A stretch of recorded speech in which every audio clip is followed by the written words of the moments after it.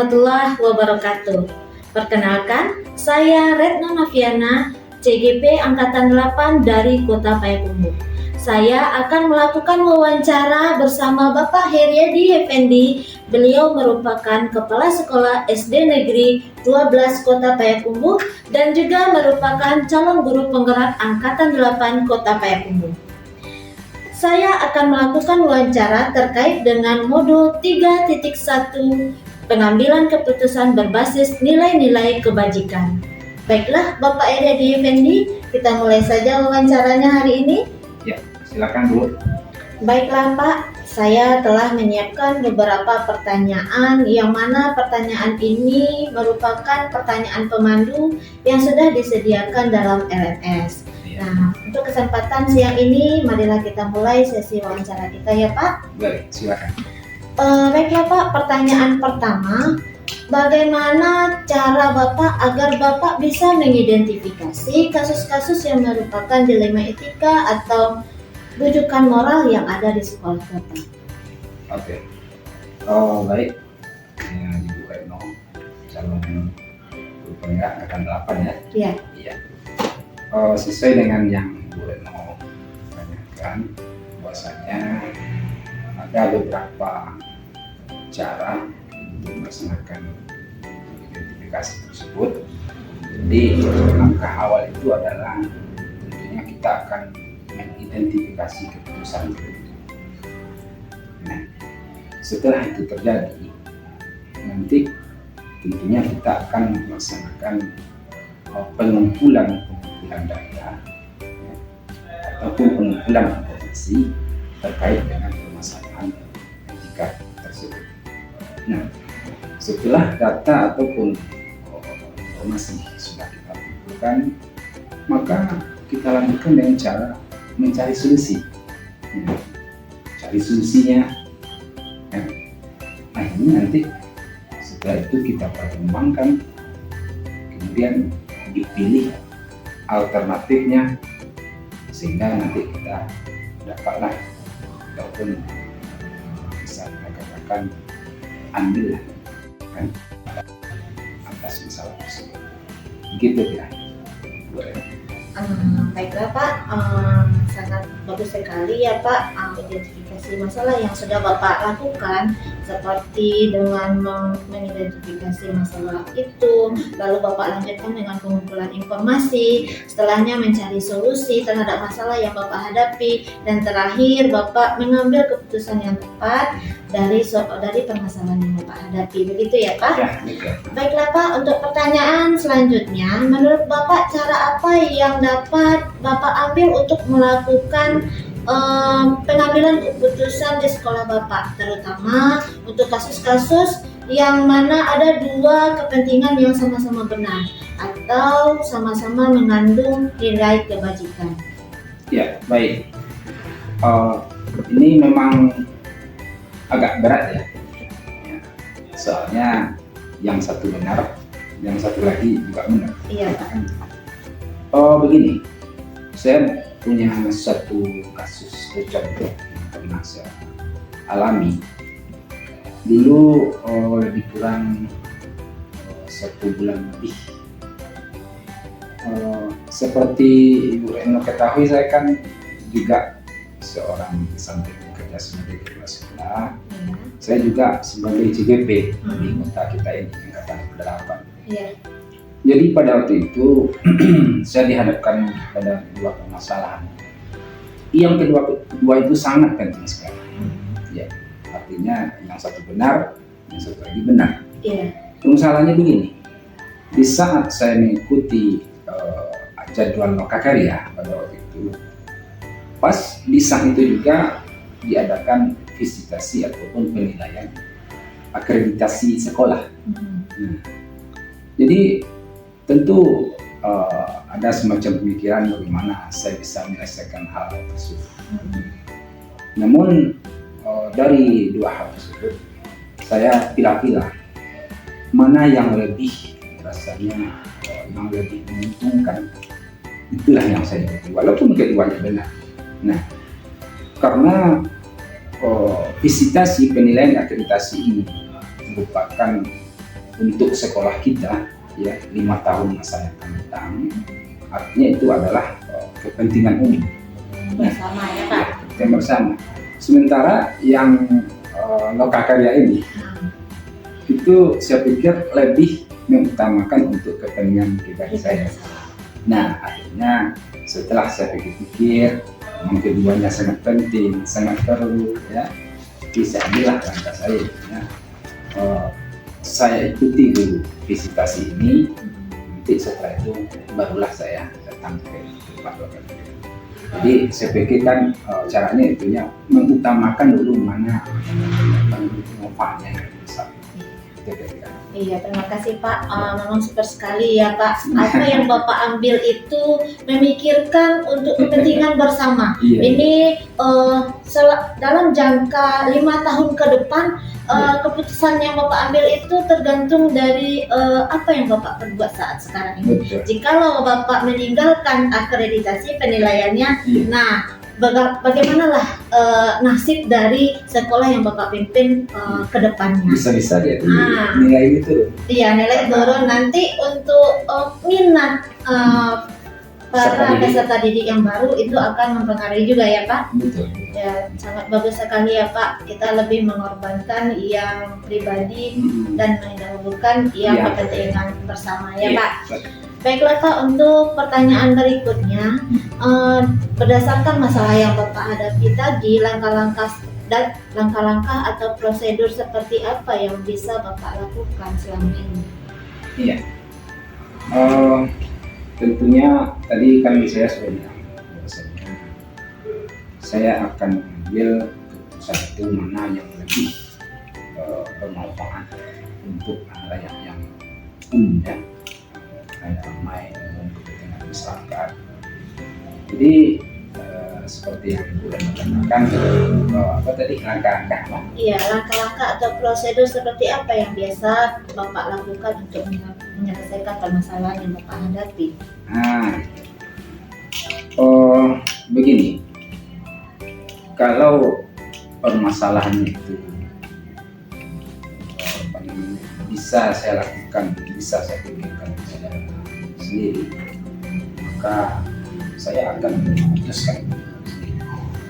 Tapi kalau seandainya permasalahan itu rasanya perlu bantuan daripada orang lain, ya, maka saya akan meminta tolong ataupun bertukar pikiran dengan teman-teman lain agar permasalahan yang ada itu betul pas dan cocok pada sasaran kita. Itu kira-kira itu sebenarnya. Berarti langkah-langkah yang Bapak ambil tergantung permasalahan yang Bapak hadapi. Iya. Baiklah Pak, kita lanjut ke pertanyaan berikut tentang hal apa saja yang selama ini Bapak anggap efektif dalam mengambil keputusan pada kasus dilema etika yang Bapak hadapi yang telah Bapak ceritakan tadi. Oh gitu ya. Iya. Saya mau cerita sedikit. Pas sebenarnya saya jadi kepala sekolah ini kan baru 6 bulan. Iya. Pas pengangkatan kepala sekolah ini saya bilang itu di saat saya mengikuti CGP ini pada nomor 11. Nah, jadi rasanya sangat penting sekali bagi saya ataupun sangat bermanfaat sekali apa yang kita pelajari di penggerak ini dan dibawakan untuk diberikan di sekolah, dalam bimbingan sekolah. Itu memang saya rasakan sampai sekarang. Jadi keputusan-keputusan yang itu tetap keputusan yang banyak manfaatnya terhadap orang banyak, terhadap kepentingan umum, dan sedikit untuk pribadi saya. Itu yang saya lakukan di sekolah. Jadi Bapak tetap mengutamakan kepentingan orang banyak, Ya, betul. walaupun demikian tidak melupakan juga kepentingan Iya. Bapak sendiri ya. Begitu ya Pak? Ya, betul. Baiklah Pak, pertanyaan selanjutnya, hal apa saja yang selama ini merupakan tantangan bagi Bapak dalam pengambilan keputusan pada kasus-kasus dilema etika yang pernah Bapak alami? Seperti yang kita ketahui, apa keputusan yang kita ambil apapun permasalahan nanti kita putuskan, kita ambil, itu pasti ada plus minus, ada resikonya. Seperti kasus yang saya ceritakan tadi, tentunya walaupun saya sudah berusaha untuk hadir ke Lokakarya, mengejar supaya bisa untuk mengikuti Lokakarya, namun pas sampai di sana hanya tinggal 1 jam saja sebelum Lokakarya itu berakhir. Sehingga pada waktu itu tentunya saya tidak diizinkan masuk. Kenapa demikian? Saya pun sadar itu. Karena waktu sedikit, 1 jam lagi, dan andai kata misalnya di saat itu saya diperbolehkan, ini nanti akan melemahkan aturan-aturan yang dibuat oleh GP sendiri. Tentunya nanti menjadi pelajaran bagi teman-teman yang lain. Kalau ini nanti saya juga bisa dalam pemahaman. Jadi akhirnya saya tidak boleh besok. Namun saya tetap di sana, tidak pulang sampai waktu Lokakarya habis. Dan bahkan saya di akhirnya juga sempat bersalaman, sempat foto-foto dengan teman-teman sejawat, dengan PP, bahkan dengan orang dinas pendidikan. Itu menandakan bahwa saya loyalitas saya terhadap kegiatan 2 hal berkaitan safety pada hari ini. Berarti Bapak menerima dengan lapang dada keputusan yang diambil oleh BGP, yang mereka pun itu menyampaikan keputusannya sesuai dengan aturan-aturan yang sudah ada dibuat oleh BGP itu sendiri. Gitu ya Pak? Betul. Baiklah Pak, kita di dalam dunia pendidikan ini selama ini memiliki permasalahan yang sangat banyak sekali. Namun permasalahan-permasalahan itu harus kita tindak lanjuti. Nah, untuk menindaklanjuti permasalahan yang pernah terjadi di sekolah Bapak, apakah Bapak memiliki jadwal untuk menyelesaikan permasalahan itu, atau Bapak akan menyelesaikan secara langsung? Begitu. Jadi begini, seperti yang sudah saya lakukan, saya lihat tingkatan permasalahannya tersebut. Kalau permasalahan itu membahayakan di kemudian hari, maka permasalahan itu saya tuntaskan pada hari ini. Tapi rasanya kalau permasalahan yang ada tidak terlalu membahayakan, tidak terlalu membuat suatu permasalahan berikut ya, maka hal ini saya pilih. Contoh, ada guru yang terlambat datang ke sekolah, maka itu tidak akan saya proses di saat itu. Kenapa demikian? Karena sudah terlambat dan proses permasalahannya itu otomatis nanti akan mengganggu terhadap pembelajaran anak. Kita mengulur waktu ya Pak? Iya. Sudahlah beliau atau guru tersebut terlambat, ya pikirannya tidak tenang, kita panggil, kita proses. Sementara anak juga akan tinggal di dalam lokal. Iya. Terlalu banyak permasalahan yang akan ditimbulkan hanya karena satu masalah. Iya. Jadi hal-hal seperti itu bisa saya hindari. Tapi contoh lain misalnya seperti ini. Kalau kasus perkelahian antara murid dengan murid lain, nah itu tentu harus diselesaikan itu pada saat itu juga. Saya takut nanti dia akan terjadi lagi di luar kalau kita tidak selesaikan. Jadi artinya apa? Dilihat permasalahan itu, apakah permasalahan ini tidak terlalu memberat ataupun menimbulkan masalah baru sesudah itu, maka saya akan selesaikan di kemudian hari. Iya. Mantap sekali ya Pak. Pola pikir yang Bapak sampaikan, penyelesaian penyelesaian masalah yang Bapak lakukan itu sangat menginspirasi saya sekali sebagai CGP. Mudah-mudahan nanti ilmu yang Bapak sampaikan tadi akan saya terapkan juga dalam kehidupan saya, baik itu di dunia pendidikan maupun di luar, ya Pak.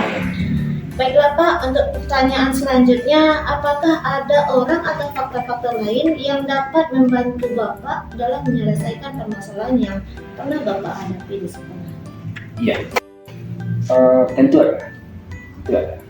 Karena seperti yang kita ketahui, di sekolah itu kita ada struktur. Iya. Ada kepala sekolah, ada wakil, ada bendahara, dan selanjutnya. Tentunya kita harus menghadapkan suatu permasalahan itu sesuai dengan porsi. Contoh seperti anak yang berkelahi. Iya. Kalau terjadi anak berkelahi, tentu permasalahan ini diselesaikan oleh yang paling keras. Jadi ada tingkatan. Kalau tidak mampu oleh kelas mungkin kepada wakil. Iya. Kalau wakil pun sudah menyerah, baru bikin titik pada kita selaku sekolah. Jadi hal itulah yang kita lakukan di sekolah, tidak langsung suatu permasalahan langsung kita tangani, langsung kepala sekolah turun, kita lihat apakah masalah kecil, berat, sedang, tertentu, gitu. Berarti banyak sekali pihak-pihak yang membantu Bapak, ya Pak. Nah, yang sesuai dengan cerita yang Bapak sampaikan tadi, Bapak bercerita tentang bantuan yang diberikan oleh rekan-rekan yang memang di bawah bimbingan Bapak dalam pendidikan Bapak di SD 12. Nah, berdasarkan cerita yang Bapak sampaikan tadi, apakah ada lagi pihak lain yang terlibat dalam penyelesaian kasus yang pernah Bapak hadapi? Oh gitu. Tapi tadi saya sudah garis bawahi, saya di sana kan kebetulan. Iya. Kebetulan selama saya berada di sana, permasalahan yang berat itu rasanya belum juga ada yang terjadi. Tapi cuma yang permasalahan yang pribadi yang saya hadapi, ya, seperti yang sudah pada awal tadi, misalnya benar. Itu yang membantu ya rekan-rekan sejawat lah. Bagaimana saya curhat kadang-kadang waktu rapat, nanti keluar juga ide-ide. Ya, namanya kita di dalam sekolah itu tuh harus bersinergi, berkolaborasi. Dan juga kita harus sadar, bukan berarti kita sebagai pemimpin kita yang lebih pintar di sekolah itu, bukan seperti itu, ya. Kita yang lebih senior bukan. Ada kadang-kadang yang di bawah kita umurnya, tapi lebih senior ya di suatu bidang. Makanya semua saya bawa guru-guru membantu dalam perusahaan. Baiklah Pak, terima kasih atas jawaban yang Bapak sampaikan. Dari semua hal yang telah Bapak paparkan kepada saya tadi, pembelajaran apa yang dapat Bapak ambil dari pengalaman Bapak selama ini dalam mengambil keputusan, terutama keputusan terhadap dilema etika tersebut. Baik, ini kembali saya review sedikit tentang apa yang saya sampaikan tadi. Memang luar biasa CGP.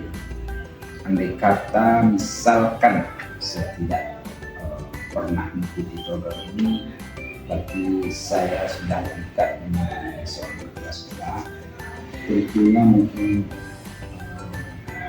banyak hal yang tidak sesuai dengan pemikiran kita daerah yang harus kita terapkan di sekolah. Nah, contohnya seperti ini. Saya di sekolah bolehlah dikatakan tidak pernah mengeluarkan statement ataupun aturan dari diri saya sendiri, tetapi saya minta dulu kesepakatan kepada teman-teman. Contoh, misalnya dari pengadilan, ya, akhirnya nanti kesepakatan yang telah dibuat malah itu yang diatur ataupun yang mengatur dari rekan-rekan saya. sejawat guru lah tenaga kependidikan. Begitu juga selain keyakinan bersama kepentingan di dalam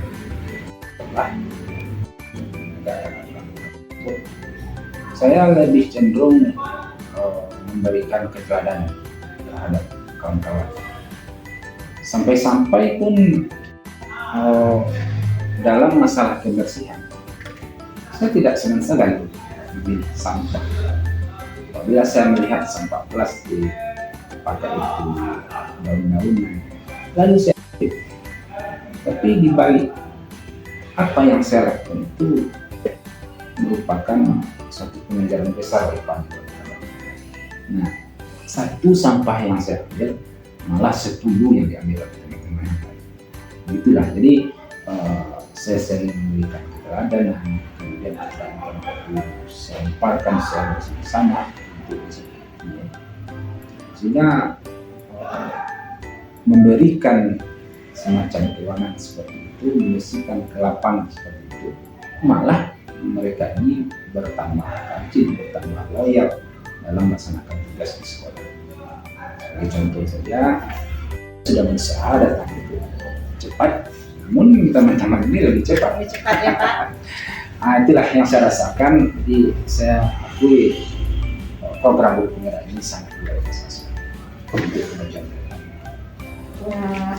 Saya sebagai CGP yang telah melakukan wawancara terhadap Bapak sangat merasa termotivasi, terinspirasi dari langkah-langkah yang sudah Bapak paparkan tadi, kejadian-kejadian atau permasalahan yang sudah Bapak selesaikan.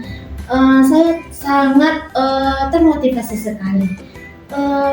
Masalah yang Bapak hadapi itu adalah masalah-masalah yang sangat menarik, yang memang sangat membutuhkan kita untuk kita bisa berpikir lebih rasional. Kita bisa memilah mana masalah yang lebih penting, sedangkan kedua-duanya sama-sama penting. Jadi kita harus mengambil satu keputusan dari dua keputusan yang memang benar-benar baik, begitu ya Pak? Iya. Baiklah Pak. Begitu banyak pertanyaan yang sudah saya sampaikan. Saya mohon maaf jika ada salah kata dalam penyampaian, sudah mengganggu waktu jam istirahat atau pekerjaan Bapak. Saya sebagai CGP sangat berterima kasih sekali. Semoga yang Bapak sampaikan tadi juga bisa saya terapkan dalam kehidupan saya sehari-hari. Ini sangat menginspirasi saya Pak. Saya merasa agak merinding mendengar pemaparan yang Bapak sampaikan tadi. Saya terharu sekali. Begitu berat perjuangan yang Bapak hadapi dalam kurun waktu beberapa bulan ini, dihadapkan dengan pengangkatan sebagai kepala sekolah dan pengangkatan sebagai CGP, gitu ya Pak? Iya. Baiklah Pak, terima kasih banyak. Ya, mohon maaf atas segala kekilafan. Saya sudahi dengan Assalamualaikum warahmatullahi wabarakatuh. Waalaikumsalam warahmatullahi wabarakatuh.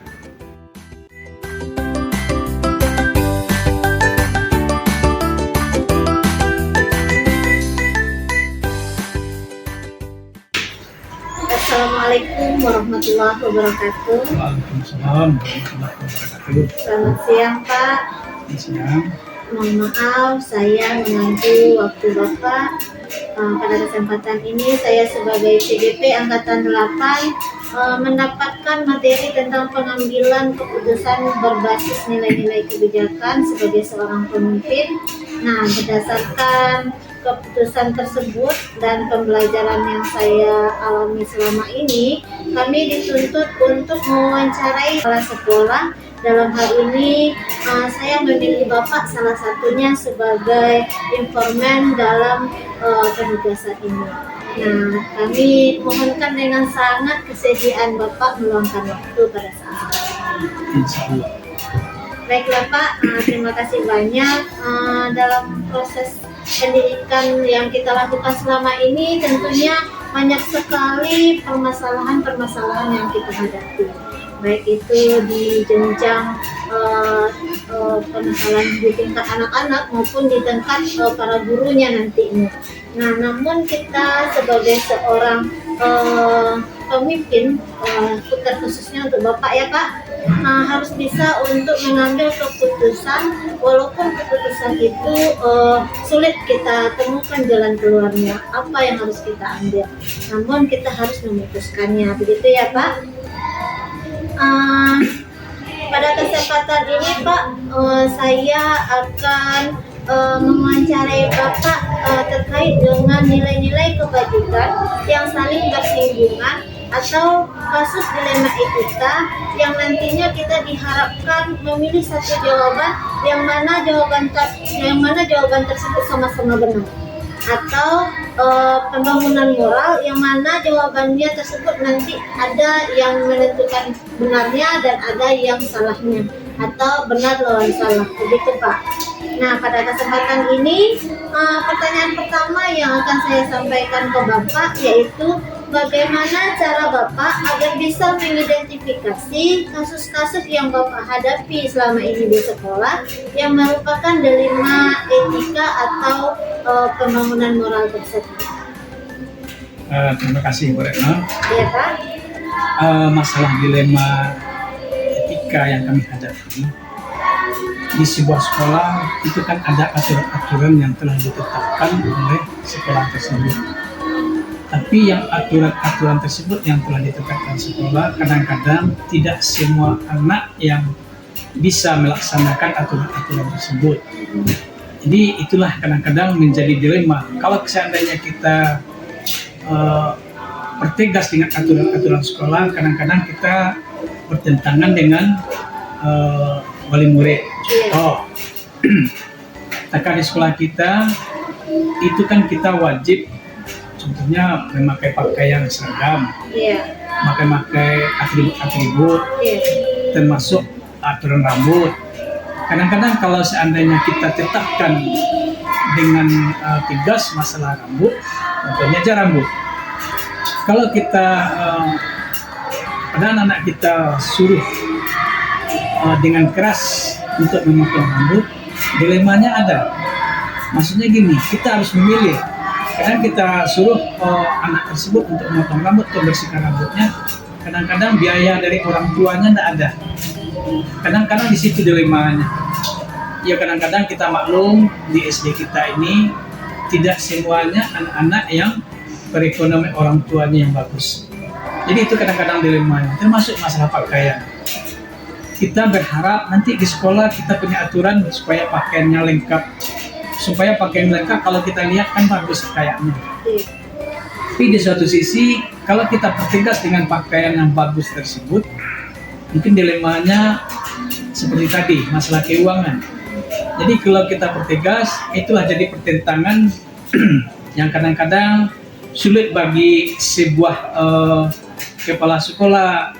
Kalau terlalu tegas, akibatnya begini. Kalau terlalu lunak, mungkin akibatnya begini. Kalau terlalu lunak kita mempertegas peraturan sekolah, akhirnya sekolah tidak kacau jadinya, tidak seragam, atau rambutnya tidak beraturan. Mungkin. Terima kasih Pak, sangat sekali jawaban Bapak, saya paham sekali. Namun Pak, berdasarkan dari kasus yang Bapak sampaikan tadi, saya sudah menangkap bahwasanya Bapak pernah menghadapi kasus yang menuju kepada dilema etika yang kita dituntut, namun pilihannya sama-sama benar kedua-duanya, begitu ya Pak?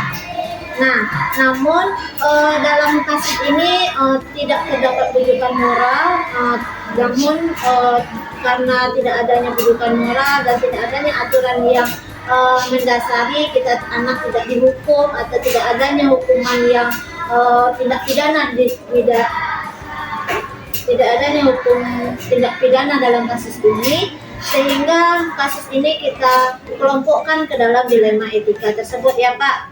Namun menurut Bapak, cara apa yang dapat Bapak ambil untuk melakukan pengambilan keputusan di sekolah yang Bapak pimpin, terutama untuk kasus yang dihadapkan terhadap dua dilema etika ini yang sama-sama benar ini, mengandung nilai kebijakan ini, yang mana yang harus Bapak ambil duluan?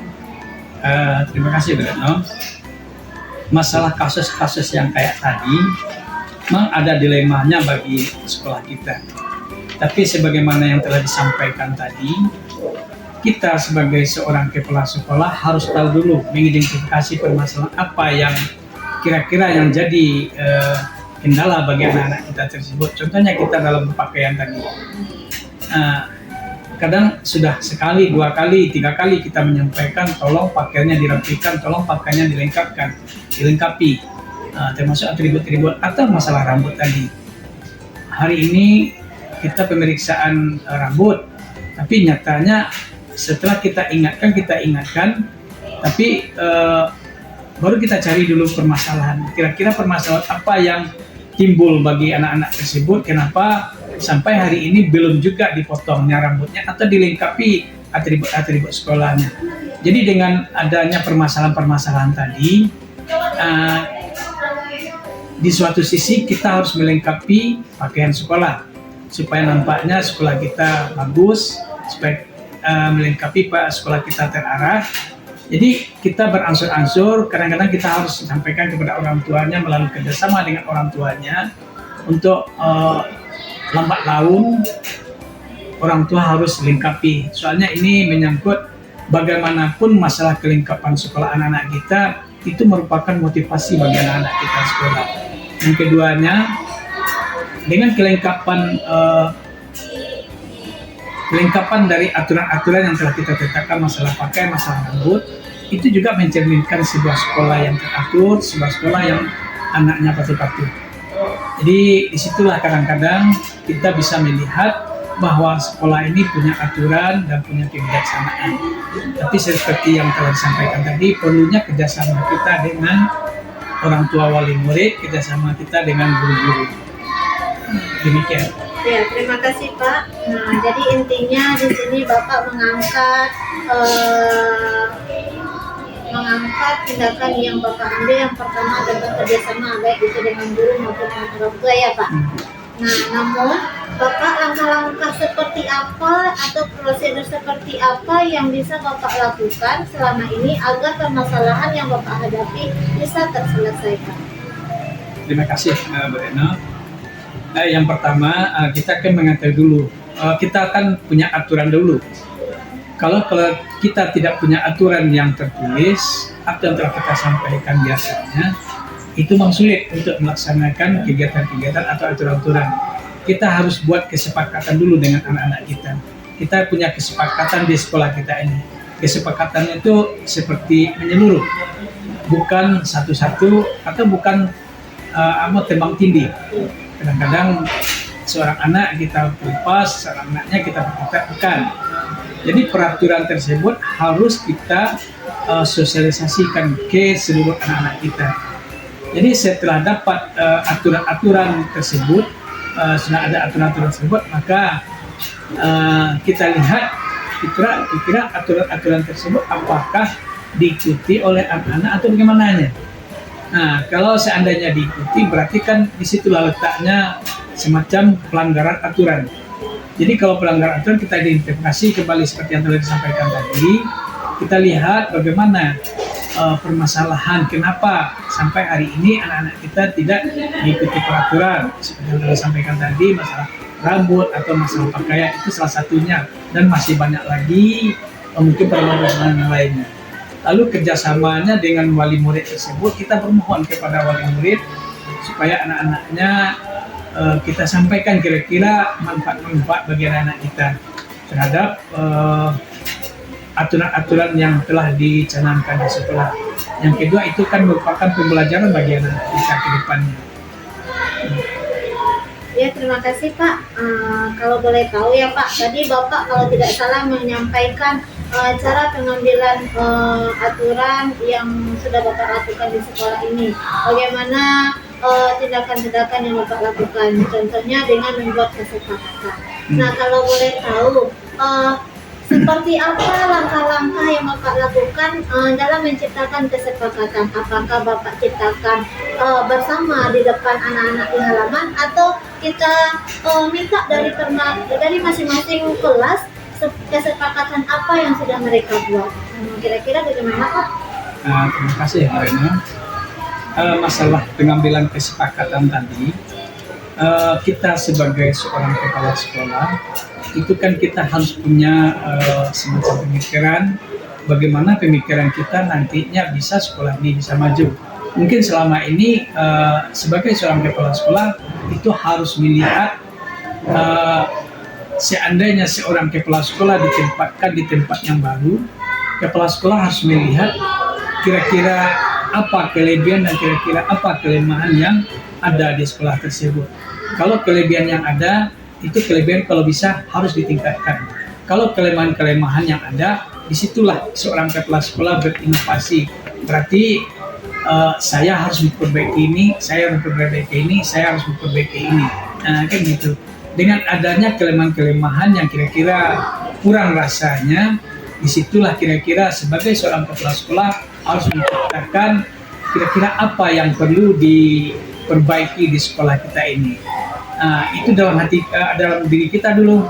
Terus mungkin dalam rapat dewan guru nanti apa-apa yang kira-kira yang kita maukan, yang kita inginkan berubah, atau aturan-aturan yang harus kita tegakkan dikarenakan ada kelemahan, kita sampaikan kepada guru-guru tentunya.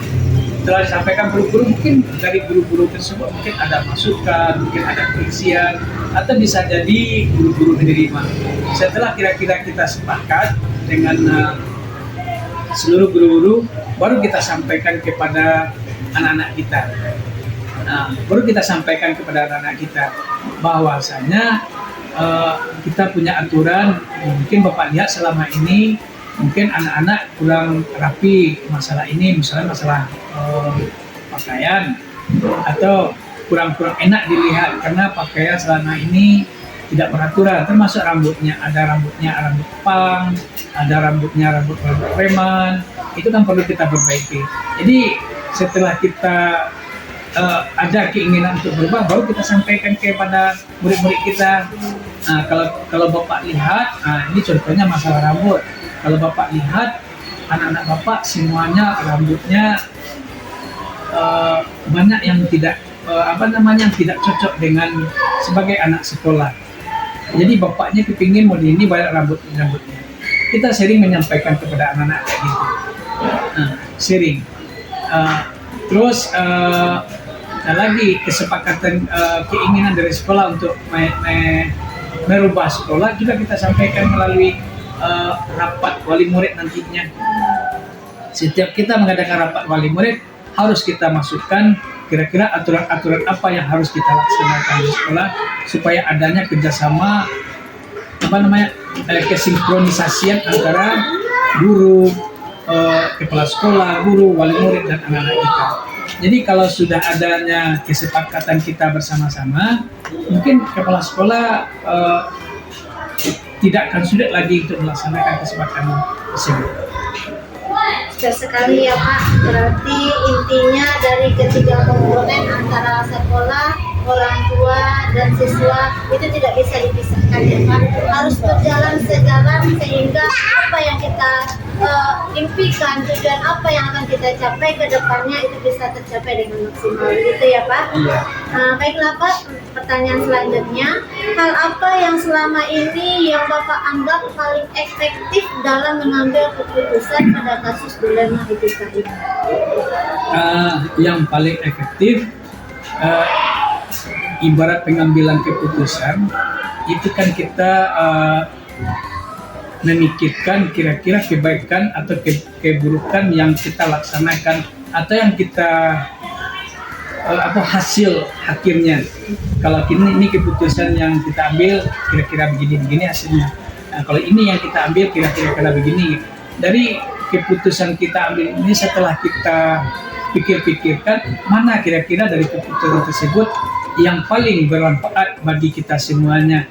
Biarpun ada sedikit mengalami problem, contohnya dari segi rambut tadi mungkin kita menyuruh anak-anak kita potong rambut, tapi nyatanya orang tuanya nggak punya uang. Tapi kalau kita lihat bagaimana keefektifan atau manfaat yang sangat-sangat dirasakan oleh semua pihak termasuk sekolah, termasuk anak-anak kita. Dengan manfaat yang lebih itulah kita coba memutuskan Maksudnya kita sampaikan setiap saat kepada anak-anak kita, tolong dipotong rambutnya, kita tegur, tolong dipotong rambutnya, tolong dipotong rambutnya. Sampai anak itu sendiri, Menyadari sendiri ya Pak. iya menyadari sendiri. Kira-kira itulah kira-kira yang harus disampaikan kepada anak-anak kita. Intinya kita harus mengulang dan mengulang ya Pak, agar yang awalnya merupakan aturan bisa berubah menjadi kebiasaan bagi anak kita, sehingga dia timbul dari dirinya sendiri, begitu ya Pak. Kesadaran dirinya ya Pak. Oke Pak, selanjutnya hal apa saja yang selama ini yang merupakan tantangan dalam pengambilan keputusan atau kasus-kasus yang Bapak alami, yang pernah Bapak alami selama ini di sekolah? Terima kasih Bu Reno. Yang menjadi tantangan yang sangat berat sekali, kalau dari masalah guru, masalah orang tua, insya Allah tidak ada permasalahan. Yang jadi permasalahan sekali itu mengenai lingkungan anak-anak kita. Jadi lingkungan anak-anak kita, kebetulan kita tinggal di pusat perkotaan, itu banyak sekali tantangannya. Contohnya anak-anak bebas, anak-anak pengangguran. Jadi kadang-kadang anak kita banyak yang tinggal di dekat-dekat anak yang pengangguran, kadang-kadang ada yang terbawa arus. Jadi bagaimanapun kita menyampaikan kepada anak-anak kita, kadang-kadang permasalahannya kayak gitulah, ada pertentangan sedikit. Jadi kadang-kadang yang disampaikan di sekolah begini-begini, nyatanya di rumahnya ada pengaruhnya dari lingkungan, termasuk dari HP sendiri. Baiklah Pak, seperti yang Bapak sampaikan, memang betul ya Pak, pengaruh lingkungan ini sangat besar sekali, apalagi masalah gadget yang sedang marak-maraknya, ini sangat mempengaruhi pola pikir anak, sedangkan anak-anak itu harus kita menuntutnya untuk lebih maju dalam segala hal, tapi gadget ini sangat mempengaruhi, baik itu dari tingkah laku, kesopanan, dan disiplin waktu. Begitu kira-kira ya Pak. Baiklah Pak, pertanyaan selanjutnya, apakah Bapak memiliki jadwal tertentu dalam sebuah penyelesaian masalah etika? Nah, namun apakah masalahnya langsung Bapak selesaikan atau Bapak tunda dulu dan menentukan jadwal atau prosedur seperti apa yang bisa Bapak lakukan selama ini, gitu Pak? Terima kasih Bu Reno. Iya Pak. Masalah jadwal itu kadang-kadang tergantung pada permasalahan yang timbul pada saat itu. Maksudnya, kalaulah permasalahannya berat, nah itu harus diselesaikan secepat mungkin.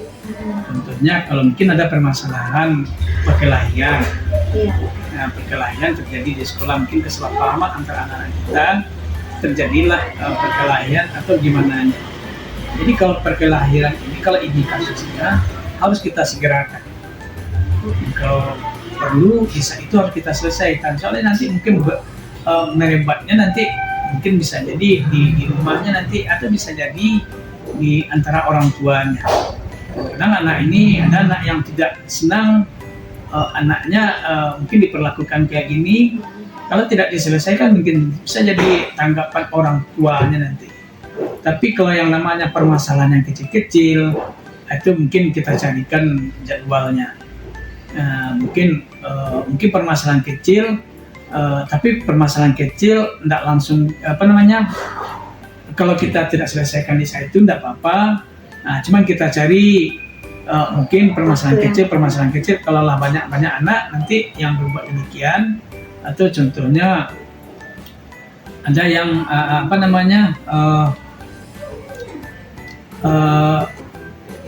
yang bully lah istilahnya, tapi bullynya itu bukan tingkat tinggi.